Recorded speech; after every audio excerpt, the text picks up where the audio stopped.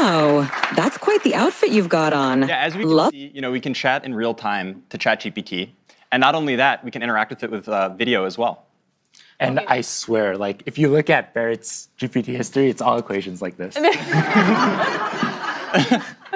Now that you know you can do linear equations, can you show us something more complex? I think so.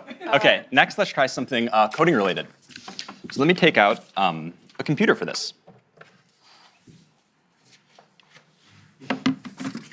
OK, so I'm going to open the ChatGPT desktop app, like Mira was talking about before. OK, and to give a bit of background on what's going on, so here we have a computer, and on the screen we have some code, and then the ChatGPT voice app is on the right. So ChatGPT will be able to hear me, but it can't see anything on the screen. So I'm going to highlight the code, Command C it, and then that will send it to ChatGPT, and then I'm going to talk about the code to ChatGPT. Hey, ChatGPT.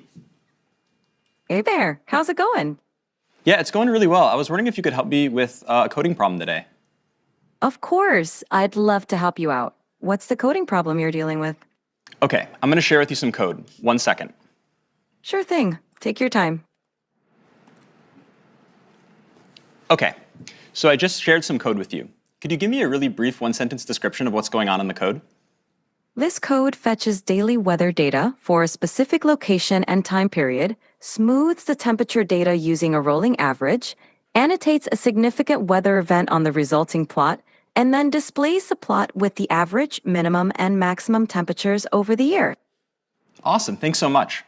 And in the code, there's this function foo. Can you describe to me what the plot would look like if I had versus didn't have this function? Sure. The function foo xy takes in a data frame x containing temperature data and a window size y for calculating the rolling mean. It smooths the average temperature, minimum temperature, and maximum temperature columns by applying a rolling mean over the specified window. With the foo function, the plot would show smoother temperature lines because the rolling mean reduces the noise or fluctuations in the data. Awesome. Thanks so much. So yeah, I definitely will want to apply this function. And so I'm going to generate the plot and then show it to you. Give me 1 second. Absolutely. Take your time. I'm excited to see the plot when you're ready. Yeah. So far, ChatGPT has only been able to see the code. And now I'm going to run it, and then I'll use the vision capabilities of the ChatGPT desktop app so it can actually see everything going on the screen as well.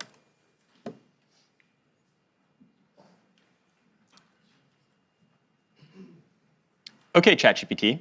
I'm sharing with you the plot now. I'm wondering if you can give me a really brief one-sentence overview of what you see.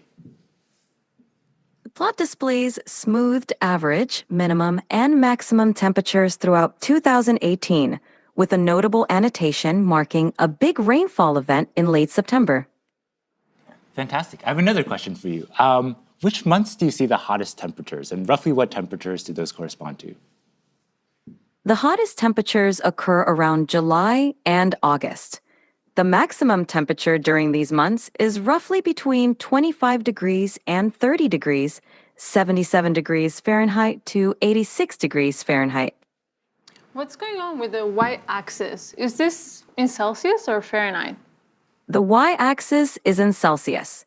The temperatures are labeled accordingly, such as average temperature, minimum temperature, and maximum temperature. Yeah. So as we can see, not only can ChatGPT help me solve very easy linear algebra equations that I need help with, it can also interact with code bases and see the outputs of plots and everything like this going on a computer.